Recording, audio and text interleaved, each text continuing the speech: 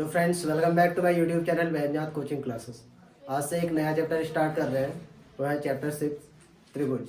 तो त्रिभुज को समझने से पहले हमें कुछ बेसिक चीज़ें समझनी है, उससे रिलेटेड जो त्रिभुज में काम आएंगी। तो पहले उन चीज़ों को समझ लेते हैं, उसके बाद फिर त्रिभुज के बारे में यानी ट्रायंगल के बारे में पढ़ेंगे, ठीक है। तो इसमें सबसे इम्पोर्टेंट चीज़ है रेखा, क्योंकि त्रिभुज भी जो बना होता है वो किससे बना होता है? रेखाओं से या रेखाखंडों से मिलकर बना होता है, ठीक है। तो रेखा क्या होता है, पहले उस चीज को समझ लेते हैं। एक ऐसा सीधा एवं काल्पनिक बिंदुपथ जिसे दोनों दिशाओं में अनंत तक अनिश्चित रूप से, या फिर क्या कह सकते हैं, अनंत तक भी कह सकते हैं, अनिश्चित रूप से बढ़ाया जा सकता है, ठीक है। उसे हम क्या बोलेंगे? रेखा कहेंगे। जैसे हमने एक रेखा ली ए बी, अब देखो इसमें दोनों साइड क्या बनाया हमने? तीर का जैसा निशान बनाया। इसका मतलब क्या होगा? इसको यहाँ की ओर भी और यहाँ की ओर भी हम क्या कर सकते हैं? अनिश्चित रूप से बढ़ा सकते हैं, यानी कि कोई निश्चित नहीं है कि हम इतना ही बढ़ाएंगे करके। तो अनंत तक अनिश्चित रूप से क्या कर सकते हैं, जिसको हम बढ़ा सकते हैं उसको क्या कहेंगे? रेखा कहेंगे। और वो बिंदु पथ कैसा होना चाहिए? देखो बिंदु पथ बहुत टाइप से होते हैं। बिंदु पथ एक सर्कल के रूप में भी हो सकता है, ठीक है। ऐसे ही बिंदु पथ टेढ़ा मेढ़ा भी हो सकता है, लेकिन रेखा किसको कहेंगे? जो बिंदु पथ क्या होगा? सीधा होगा।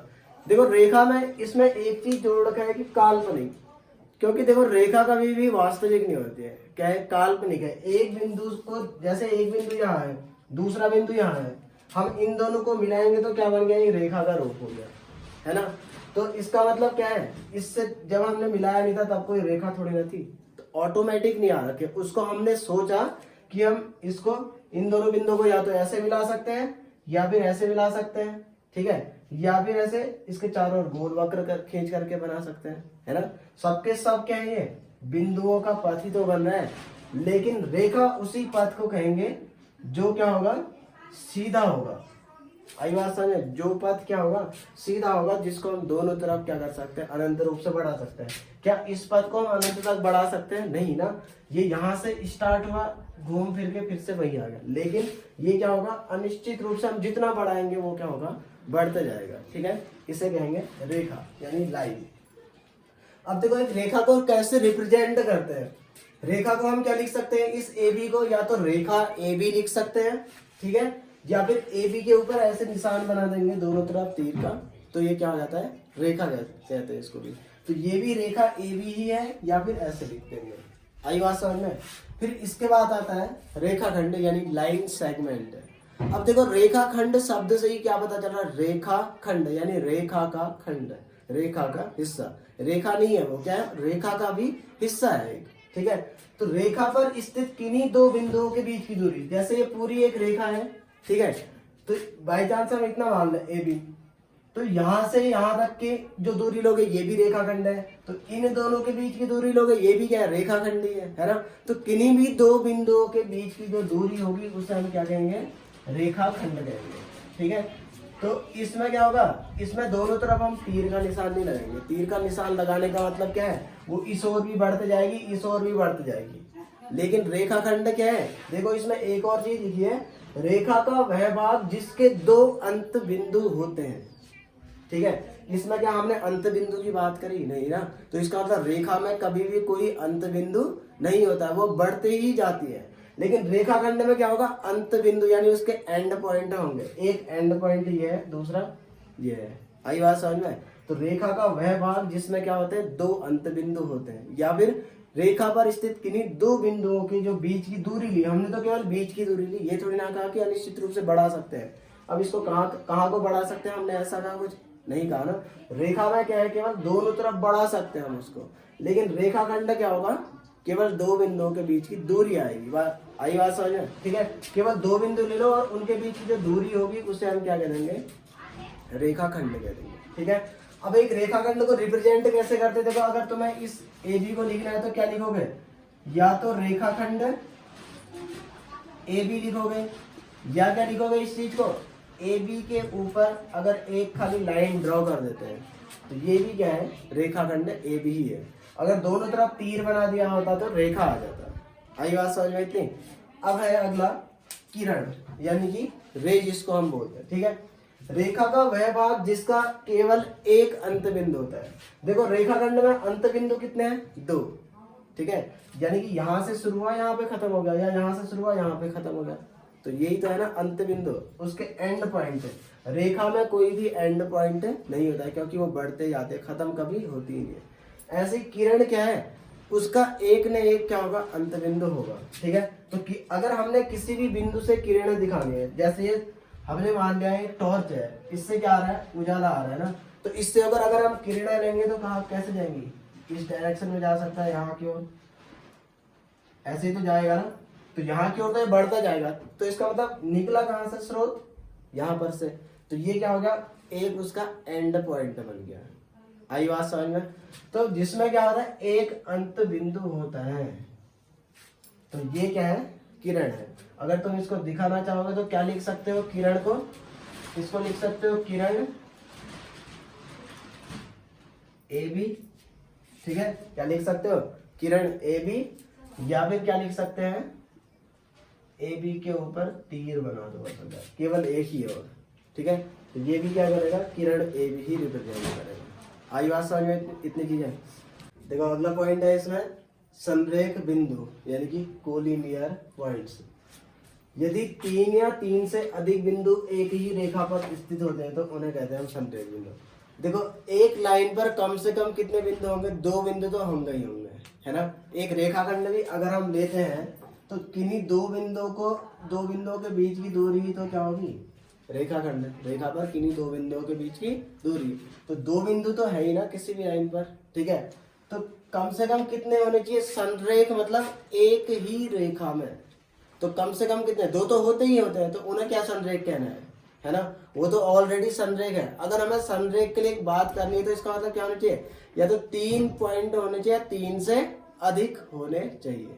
ठीक है, तो अगर 3 या 3 से अधिक बिंदु क्या होते हैं, एक ही रेखा पर होते हैं। जैसे एक बिंदु हमने मान लिया ए, दूसरा मान लिया बी, और तीसरा पॉइंट ले लिया सी, तो अगर हम कहेंगे कि ये 3 के 3 एक ही रेखा में है, यानी संरेख है, तो हमें क्या दिखाना होगा कि 3 के 3 एक ही रेखा में होने चाहिए।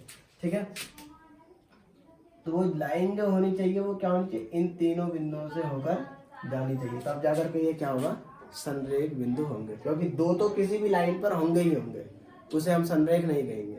ठीक है, तो संरेख के लिए क्या होना चाहिए, अब 3 बिंदु हो भी सकते हैं, नहीं भी हो सकते हैं ना, जैसे 2 बिंदु तो है ही है, अब तीसरा यहाँ बाहर भी तो हो सकता है।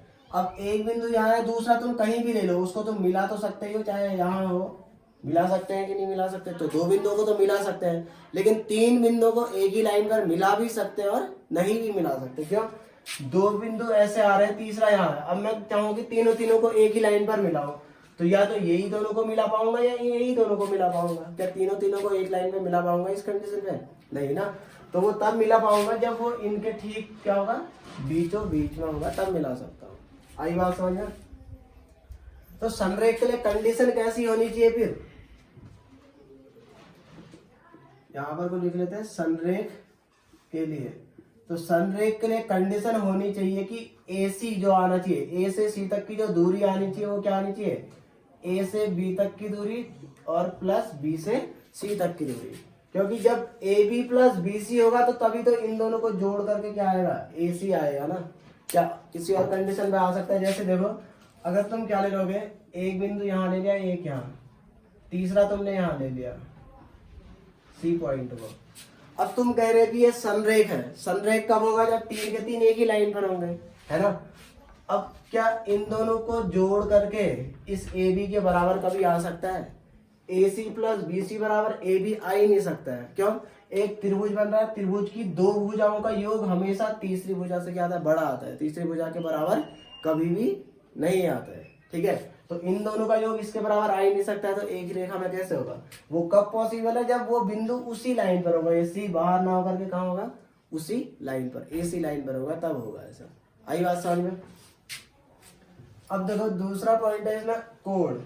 जब 2 किरणें एक ही अंत बिंदु से प्रारंभ होती है, ठीक है, एक पॉइंट ले लिया हमने, इसको मान लिया O, ठीक है, तो यहाँ पर को हमने 2 किरणें ले ली, एक तो OA ले ली, ठीक है, और दूसरा क्या ले लिया, OB, 2 किरणें आ गई। तो देखो जब 2 किरणें क्या हो रही है, एक ही अंत बिंदु से प्रारंभ हो रही है, ये क्या है, अंत बिंदु है इनका, है ना। जैसे ये OA है तो इसका अंत बिंदु क्या होगा, ये यहाँ की ओर तो ये बढ़ते जाएगी कि नहीं, ठीक है। तो एक ही अंत बिंदु से प्रारंभ होती है, तो इनका बीच का जो ये झुकाव होता है इसे हम क्या बोलते हैं, कोण बोलते हैं। क्या बोलते हैं, कोण, ठीक है। फिर क्या है, कोण की भुजाएं, कोण को बनाने वाली जो दोनों किरणा होते हैं ये क्या कहलाते हैं, कोण की भुजाएं। तो इसमें जो भुजाएं हैं वो क्या है, OA और OB, ठीक है। अब जैसे इसके ऊपर हम क्या कर सकते हैं, किरण का साइन भी बना सकते हैं, नहीं भी बनाएंगे तो तब भी उसमें कोई दिक्कत नहीं है, ठीक है। वो तो केवल समझने के लिए होता है, लेकिन इसको जो नॉर्मल रिप्रेजेंट करने का तरीका होता है वो ऐसे ही होता है। इसके ऊपर कभी भी लाइन नहीं बनाई जाती। आई आसानी, जैसे रेखा करने के लिए हम सिंगल लाइन दे रहे थे, किरण के लिए एक तीर का निशान, रेखा के लिए दोनों तरफ तीर बना रहे थे, तो वो केवल समझने के लिए है, ठीक है। तो नॉर्मली रेखा को भी ऐसे ही रिप्रेजेंट करेंगे, चाहे रेखाखंड हो ऐसे ही, चाहे किरण हो उसके ऊपर भी कोई लाइन वगैरह नहीं रहेगी। आई बात समझ में। ये भुजाएं आ गई। उभयनिष्ठ अंत बिंदु को क्या कहते हैं, कोण का शीर्ष। ये देखो ये जो शीर्ष आ रहा है क्या आ रहा है, इस OA लाइन में भी आ रहा है, OB लाइन में भी आ रहा है या नहीं आ रहा है, ठीक है। तो इसका मतलब ये क्या है, उभयनिष्ठ बिंदु है, और यही क्या कहलाता है, कोण का शीर्ष, यानी कि वर्टेक्स जिसको हम बोलते हैं, ये क्या है, कोण, कोण का शीर्ष होता है, ठीक है। अब देखो इस कोण को क्या पढ़ा जाता है, ये चीज समझना है हमको, ठीक है। अब कोई भी लाइन है, जैसे ये बन रहा है, हमने ये वाला कोण बनाया तो कैसे बनाया, या तो हम इस रास्ते से यहाँ की ओर जाएंगे या फिर यहाँ से यहाँ की ओर गए, जब तभी तो बनाना, या तो इधर से इधर की ओर या फिर यहाँ से यहाँ की ओर गए। क्या ऐसा पॉसिबल है कि यहाँ की ओर गए फिर यहाँ से यहाँ की ओर गए, यहाँ पे जंप थोड़ी ना मारेंगे। एक बिंदु A है, ये B है, ये C है, तो हमें इस AB से सीधा जाना है, तो इसका मतलब ऐसे जाएंगे, है ना। तो ये थोड़ी ना कोण बनेगा, कोण यहाँ पर को बन रहा है, तो इसका मतलब क्या है, या तो ऐसे आए होंगे या फिर इधर से यहाँ की ओर गए। तो ये कोण को क्या बोला जाएगा, कैसे पढ़ा जाता है इसको, कोण AOB, ठीक है। ये कोण का साइन होता है, कोण क्या पढ़ेंगे, AOB, या फिर क्या बोलेंगे इसको, कोण BOA। देखो ये कोण कब बन रहा है, जब हम या तो इस रास्ते से यहाँ की ओर गए या फिर यहाँ से यहाँ की ओर गए, किसी और कंडीशन में वो एंगल नहीं बनेगा। इसको OAB नहीं बोल सकते, OAB मतलब O से A पर गए, A से B पर गए, तो इसका मतलब एंगल तो यहाँ बन जाएगा फिर, है ना। तो ये एंगल बन रहा है, तो AOB पढ़ेंगे या BOA पढ़ेंगे, ठीक है। देखो अब पढ़ते हैं इसमें कोणों के प्रकार। नंबर 1 है इसमें न्यून कोण, एक्यूट एंगल जिसको कहते हैं। 0 डिग्री से अधिक तथा 90 डिग्री से कम के कोण को कहते हैं न्यून कोण, ठीक है। तो एक जो न्यून कोण होगा वो कैसा होगा, जैसे हमने एक एंगल बनाया, ठीक है, तो और इसको मान लिया क्या, इसको कह लेंगे x। तो ये जो न्यून कोण है x, इसकी माप कैसी होनी चाहिए कि ये 90 डिग्री से तो कम होना चाहिए, x लेस देन 90, और ग्रेटर देन कितना होना चाहिए, 0 डिग्री। तो न्यून कोण क्या कहेंगे, जिस कोण की माप 0 डिग्री से तो अधिक हो और 90 डिग्री से क्या हो, कम हो, उसी को हम क्या कहेंगे, न्यून कोण। तो एक न्यून कोण कितने हो सकते हैं, अनंत प्रकार से हो सकते हैं, है ना, क्योंकि 0 से 90 के बीच में क्या होंगे, बहुत सारे एंगल हो सकते हैं, ठीक है। तो अब उसमें जितनी 0 से 90 के बीच में जितनी संख्या है उतने प्रकार से क्या हो सकते हैं, एंगल हो सकते हैं, ठीक है। तो क्या होंगे, उतने प्रकार से क्या होंगे, एंगल होंगे। तो इसका मतलब न्यून कोण क्या हो सकते हैं, बहुत सारे हो सकते हैं। और सबके सब न्यून कोण क्या होंगे, आपस में बराबर नहीं होंगे, क्योंकि जैसे 1 डिग्री है, फिर 2 डिग्री, 3 डिग्री, 4 डिग्री, 5 डिग्री, ऐसे ही बढ़ते जा रहे हैं सबके सब, तो क्या बराबर होंगे, वो नहीं होंगे। इसका मतलब क्या होंगे, क्या कह सकते हैं, सभी न्यून कोण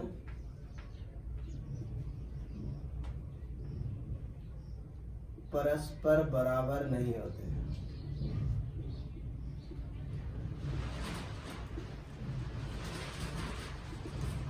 ठीक है। दूसरा है इसमें समकोण। समकोण क्या होता है, 90 अंश के कोण को हम क्या कहेंगे, समकोण।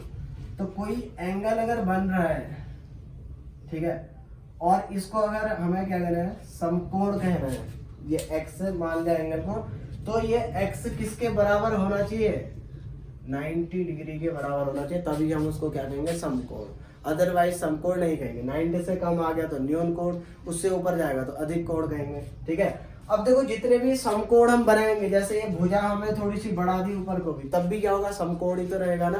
तो इसका मतलब सभी समकोण क्या होते हैं, बराबर होते हैं, क्योंकि 90 डिग्री का ही कोण जब होगा तभी समकोण कहेंगे। ठीक है, तो क्या कहेंगे, सभी समकोण परस्पर बराबर होते हैं।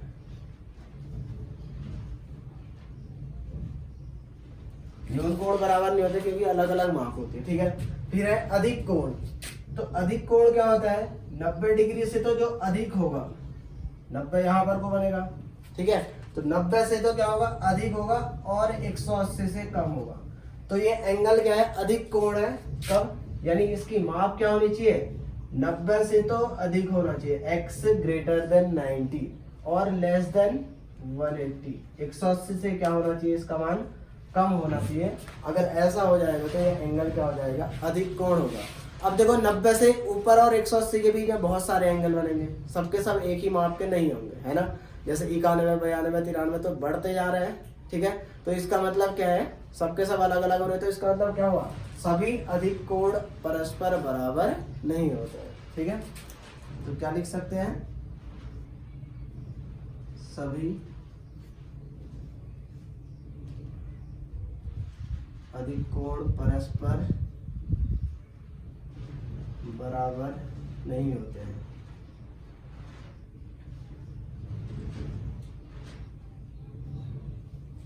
अब है सरल कोण या रैखिक कोण। तो देखो रैखिक कोण मतलब क्या होगा, जो एक सीधी रेखा में बना होगा। ठीक है, जिसको हम क्या कहते हैं इंग्लिश में स्ट्रेट एंगल। इसी को ऋजु कोण भी बोला जाता है, सरल कोण भी या रैखिक कोण भी बोला जाता है। ठीक है, तो 180 अंश के कोण को हम बोलते हैं ऋजु कोण। यानी कि कोई भी एंगल होगा वो 180 का होगा, ऐसे। ठीक है, यानी कि जब वो क्या बनेगा, एक सीधी रेखा में बनेगा।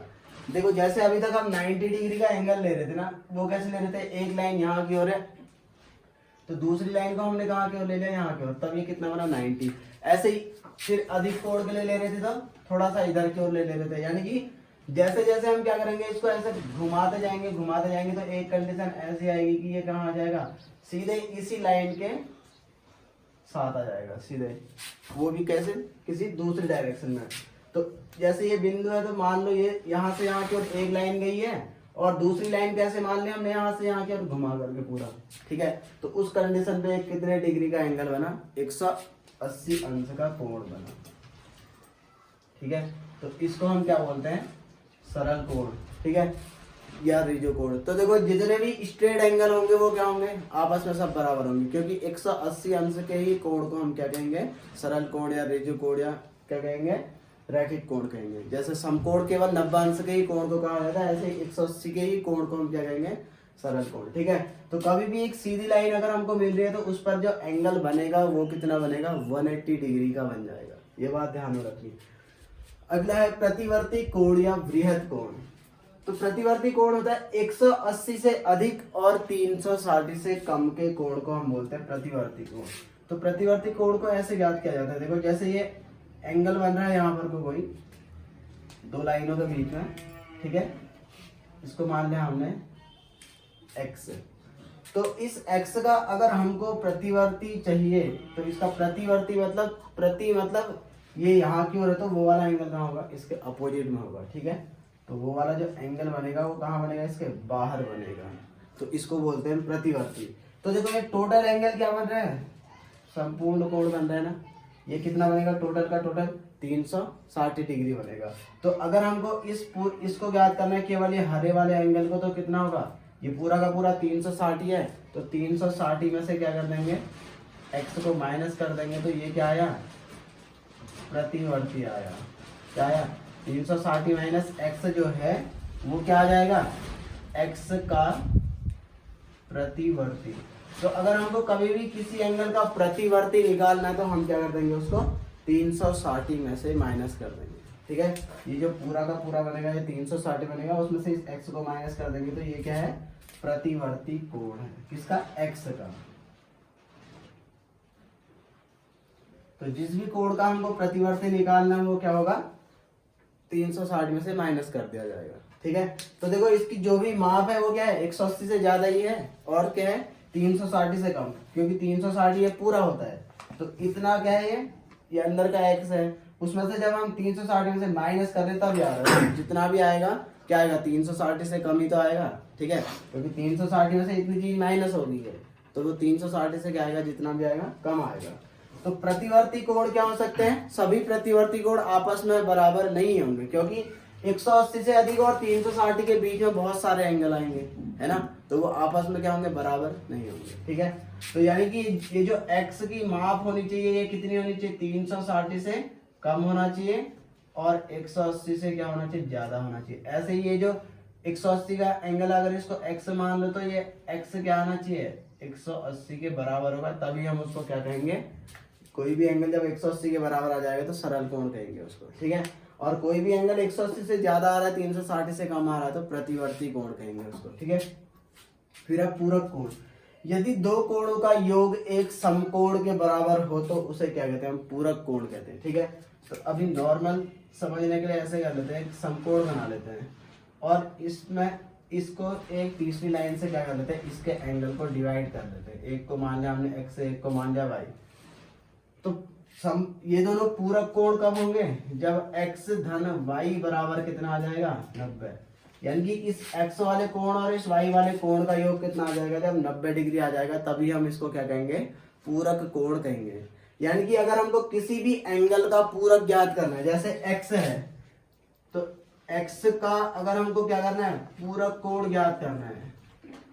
ठीक है, तो x का पूरक कैसे आ जाएगा, 90 में से किसको घटा देंगे, x का पूरक। ठीक है, x का पूरक मतलब क्या है, y, क्या है, y, है ना। तो x का पूरक कोण मतलब क्या है यहाँ पर को, y। इस y को ज्ञात करना है तो कैसे ज्ञात करेंगे, 90 में से इस x को क्या कर देंगे, माइनस कर देंगे। ठीक है, तो यानी कि अगर हमको कभी भी किसी भी एंगल का क्या करना है, जैसे प्रतिवर्ती के लिए मैंने क्या कहा कि उसको क्या कर देंगे, 360 में से माइनस कर देंगे, तो पूरक को किस में से माइनस करेंगे, उसी एंगल को 90 में से माइनस कर देंगे। ठीक है, तो जैसे एक एंगल अगर 30 डिग्री का है और हमसे कहा जाए कि इस 30 डिग्री का पूरक ज्ञात करो, तो हम क्या कर देंगे, 90 माइनस 30 कर देंगे, कितना आ गया, 60।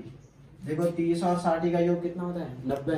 तो 30 और 60 क्या होंगे, पूरक कोण होंगे ना। जिन दो कोणों का योग एक समकोण के बराबर हो, समकोण मतलब 90 अंश के बराबर हो, तो 30 का हमें पूरक निकालना है तो कितना होगा, 60, क्योंकि 30 और 60 का योग करके ही कितना आता है, 90 आता है। आई बात समझ में। तो ये क्या हो गया, पूरक कोण हो गया, प्रतिवर्ती कोण हो गया और ऋजु कोण हो गया। ठीक है, तो कुछ और डेफिनेशन है, संपूरक कोण। देखो पूरक कोण तो क्या होता है कि यदि दो कोणों का योग कितना आ जाए, 90 अंश आ जाए, तो वो क्या कहलाते हैं, पूरक कहलाते हैं। ठीक है, जैसे 30 डिग्री और 60 डिग्री हो गया, उन दोनों का योग कितना होता है, 90, तो वो दोनों क्या है, पूरक है एक दूसरे के। 30 का पूरक 60 है, 60 का पूरक 30 है। ठीक है, ऐसे ही 45 और 45 हो गया, या फिर 50 और 40 हो गया। ठीक है, तो जिन भी दो कोणों का योग 90 आएगा वो क्या कहलाएंगे, पूरक कोण कहलाएंगे। अब संपूरक क्या होता है, यदि दो कोणों का योग 180 अंश के बराबर होता है तो उसे हम क्या बोलते हैं, संपूरक कोण, यानी कि सप्लीमेंट्री एंगल बोलते हैं उसको। ठीक है, कब, जब दो कोणों का योग कितना होता है, 180 अंश के बराबर होता है। ठीक है, तो हमें क्या करना है, ऐसे दो कोण लेने हैं जिनका योग कितना आ जाए, 180 अंश आ जाए। जैसे 110 और कितना ले लिया, 70 ले लिया, तो वो दोनों क्या है, एक दूसरे के संपूरक है, यानी कि दोनों का योग कितना आ रहा है, 180 अंश आ रहा है। ठीक है, तो जैसे हम क्या कर सकते हैं, देखो एक कोण हमने ले लिया कितना, इसको मान लिया x। ठीक है, और दूसरा एंगल क्या मान लिया, y। तो ये दोनों क्या है, संपूरक कहलाएंगे कब, जब x और y का जो योग होगा वो कितना होना चाहिए, 180 अंश होना चाहिए। तो इस प्रकार से एक लाइन पर भी ले सकते हैं हम बनने वाला एंगल, ये है जैसे। ठीक है, ये x है, ये y है, तो इन दोनों का योग अगर 180 आ जाए तो कैसे कोण हो गई, ये संपूरक कोण कहलाएंगे, यानी x y का संपूरक है या y x का संपूरक है। आई बात समझ में। तो कोई कोण अगर हमको x दे रखा है, इसका संपूरक अगर हमको निकालना है तो इसका मतलब क्या करना है, x का संपूरक मतलब y। y का मान निकालना है तो क्या करेंगे, 180 में से घटा देंगे। जैसे पूरक के लिए 90 में से घटाते हैं, समपूरक के लिए किस में से घटा देंगे, 180 में से घटा देंगे। ठीक है, तो क्या लिखेंगे, जैसे x का समपूरक हमको निकालना है तो इसका मतलब क्या है, 180 माइनस एक्स। जैसे x को अगर तुम 60 ही मान लो तो 60 का समपूरक क्या आ जाएगा, 180 माइनस 60 यानी कि 120। 60 और 120 का योग करके ही तो कितना आ रहा है, 180 आ रहा है। ठीक है, तो इस प्रकार से कोई भी दो एंगल का हम पेयर लेंगे जिनका योग कितना हो जाए, 180 हो जाए, तो वो क्या कहलाएंगे, समपूरक कोण कहलाएंगे। तभी जब दोनों का योग कितना होगा, 180। ठीक है, फिर आता है संपूर्ण कोण। 360 अंश के कोण को हम कहते हैं संपूर्ण। देखो अभी तक हमने क्या पढ़ा कि एक सीधे स्ट्रेट लाइन पर जो एंगल बन रहा था कितना था, 180। कितना था, 180। ठीक है, तो इसमें क्या 360 अंश का कोण। अब ऊपर अगर 180 बन रहा है तो ये स्ट्रेट लाइन नीचे के लिए भी तो मान सकते हैं, तो नीचे भी कितना होगा, 180 तो बन रहा होगा ना। तो ये जो पूरा का पूरा एंगल बन रहा है तो ये कितना होगा, 360 डिग्री होगा या नहीं होगा, ये पूरा का पूरा एंगल, किसको हम कहते हैं, संपूर्ण कोण। ठीक है, या फिर ऐसे जो ये एंगल बन गया ये भी क्या है, संपूर्ण कोण। केवल इतना ही हिस्सा नहीं कह रहे हैं, क्या ये पूरा का पूरा हिस्सा है 360 डिग्री का जो है उसे हम क्या कहेंगे, संपूर्ण कोण कहेंगे। ठीक है, फिर आता है आसन्न कोण, एडजेसेंट एंगल। दो कोण आसन्न कोण कहलाते हैं। ठीक है, यदि उनमें क्या होगी, एक उभयनिष्ठ शीर्ष होगा। दो कोणों की बात कर रहे हैं हम। ठीक है, एक कोण नहीं करें, क्या करें, दो कोण, यानी कि एक ही उभयनिष्ठ शीर्ष से हमें कितने एंगल बनाने, दो एंगल बनाने। तो देखो एक उभयनिष्ठ शीर्ष से एक एंगल बनाना तो अभी तक हम पढ़ चुके हैं, है ना, एक एंगल बन गया है। अब इसी शीर्ष से हमें क्या करना है, दो एंगल बनाने। एक ये बनाना तो एक एंगल और कैसे बनाएंगे, ये बन गया, है ना, यानी कि एक एंगल इसमें यहाँ की ओर हो गया, दूसरा एंगल ये हो गया, इसको ऐसे निकाले हमने। ठीक है, तो ये दोनों एंगल आसन्न कोण कहलाते हैं। कब, यदि उनमें एक उभयनिष्ठ शीर्ष हो। तो ये क्या है, इसको अगर ए बी सी मान लें और इसको ओ, तो इसमें उभयनिष्ठ शीर्ष जो आया, इन दो कोणों में क्या आया, ओ, उभयनिष्ठ आ रहा है, कॉमन आ रहा है, उभयनिष्ठ मतलब कॉमन। ठीक है, तो ये दोनों कोण क्या होंगे, आसन्न कोण तभी कहलाएंगे जब इनमें क्या है, एक उभयनिष्ठ शीर्ष आया। दूसरी बात क्या आना चाहिए, उभयनिष्ठ भुजा हो। तो इन दो कोणों में कौन सी ऐसी भुजा है जो दोनों में आ रही है, वो है ओ बी। ये ओ बी भुजा देखो इस वाले एंगल में भी आ रही है ना, ए ओ बी, ए ओ बी वाले एंगल में भी आ रही है, बी ओ सी वाले एंगल में भी आ रही है ओ बी भुजा। तो ये क्या है, उभयनिष्ठ भुजा, क्या है, ओ बी। और क्या कह रहा है, एक उभयनिष्ठ शीर्ष हो, एक उभयनिष्ठ भुजा हो। तीसरी कंडीशन क्या है, उनकी वे भुजाएं जो उभयनिष्ठ नहीं हैं, उभयनिष्ठ भुजा के विपरीत ओर होनी चाहिए। देखो इसमें उभयनिष्ठ भुजा कौन सी नहीं है, ओसी और ओए। देखो ओसी भुजा जो आ रही है ये बी ओ सी के लिए आ रही है, ठीक है, और ओए भुजा किसके लिए आ रही है, ए ओ बी वाले एंगल के लिए आ रही है। तो देखो दोनों के दोनों उभयनिष्ठ नहीं है ना, और वो कहाँ स्थित होनी चाहिए, उभयनिष्ठ भुजा के विपरीत ओर, यानी कि एक अगर इस ओर आ रही है तो दूसरी इस ओर नहीं आनी चाहिए। अब कहाँ आनी चाहिए, दूसरी ओर आ रही है ना। तो इसका मतलब ये कैसे एंगल हो गए, एडजेसेंट एंगल हो गए, यानी कि आसन्न कोण हो गए। ठीक है, तो जो उभयनिष्ठ नहीं है तो इसमें लिख लेंगे ए ओ तथा ओ सी उभयनिष्ठ नहीं है तथा ये उभयनिष्ठ भुजा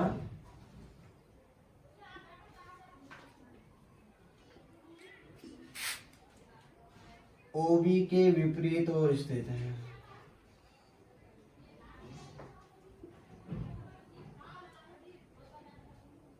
तो देखो इसने पूरी इसकी कंडीशन को फॉलो किया। सबसे पहला काम क्या, दो कोणों को आसन्न कोण तभी कहेंगे जब इनमें एक उभयनिष्ठ शीर्ष हो। फिर क्या आया, एक उभयनिष्ठ भुजा हो, और जो भुजाएं उभयनिष्ठ नहीं है वो उभयनिष्ठ भुजा के विपरीत हो, यानी कि एक और एक भुजा है तो दूसरी और दूसरी होनी चाहिए। तो अगर ऐसा हो जाएगा तो कैसे एंगल हो जाएंगे, एडजेसेंट एंगल हो जाएंगे। ठीक है, आई बात समझ में। तो इसका मतलब क्या है कि ये जो एंगल आए ये क्या है, एडजेसेंट एंगल, यानी कि इसलिए ए ओ बी तथा बी ओ सी, ए ओ बी यानी कि ये वाला एंगल, ठीक है, बी ओ सी मतलब ये वाला एंगल क्या है, आसन्न कोण है।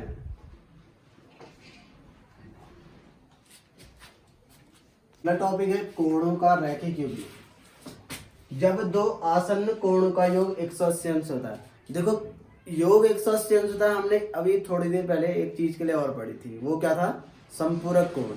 क्योंकि उसमें भी दो कोणों का योग अगर क्या होता है 180 अंश होता है तो हम क्या बोलते हैं, संपूरक कोण, ठीक है। तो उसमें केवल हमने ये कहा था कि आसन्न कोण की बात नहीं करी थी, कैसे भी दो कोण हो जाएंगे तो उनका योग अगर 180 आ रहा तो हम क्या कहेंगे, उनको संपूरक कोण कहेंगे। जैसे हमने एक एंगल x यहाँ मान लिया, जैसे ये एंगल ले लिया 80 डिग्री का और एक एंगल ले लिया हमने 100 डिग्री का। अगर इन दोनों का योग कितना आ जा रहा है, 180 आ गया, तो इसका मतलब क्या है, ये दोनों संपूरक कोण हो गए, ठीक है। लेकिन ये दोनों क्या है, रैखिक युग्म नहीं है। रैखिक युग्म कहने का मतलब वो एक सीधी रेखा पर ही बनना चाहिए। आई बात समझ में। संपूरक के लिए सीधी रेखा पर बनना कोई ऐसा मतलब कोई क्राइटेरिया नहीं है कि सीधी रेखा पर ही बनना चाहिए। संपूरक कोण एक किस में बन सकता है, वर्ग में भी बन सकता है, ठीक है।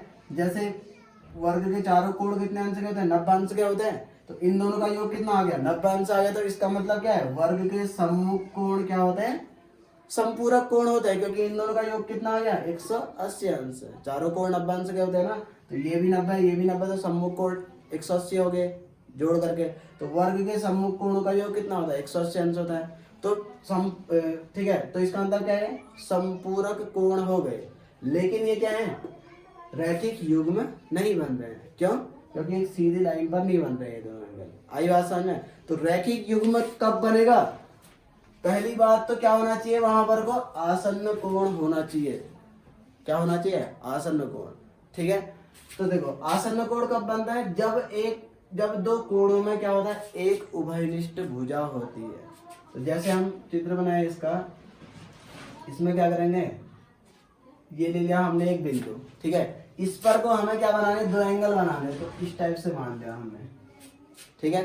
तो देखो ये टोटल एंगल कितना बनेगा, 180 डिग्री बनेगा।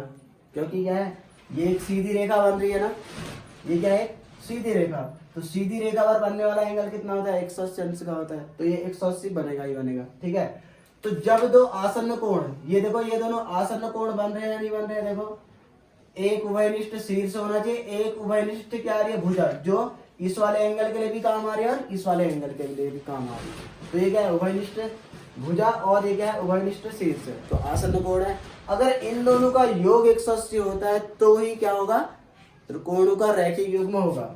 अगर इस टाइप से आ जाता है कोई, तो इस कंडीशन पे 180 नहीं होगा ये, है ना।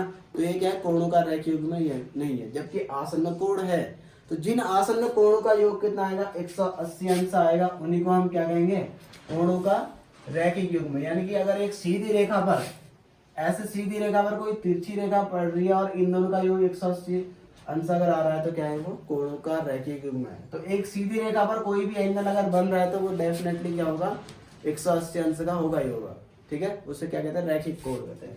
तो ये हो गया कोणों का रैखिक युग्म, x + y। आई बात समझ में।